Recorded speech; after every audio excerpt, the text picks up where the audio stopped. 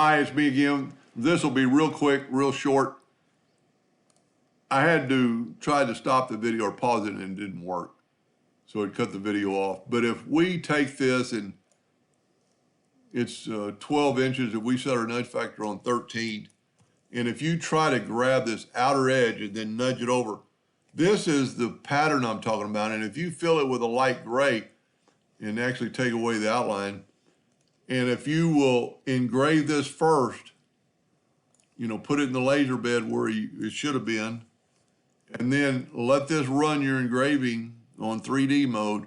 And then after you do that, nudge this out of the way and nudge this over it and run this like it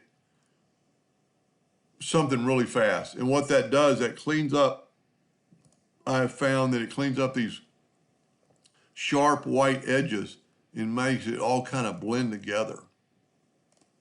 Anyway, I hope that helped. Thank you for watching.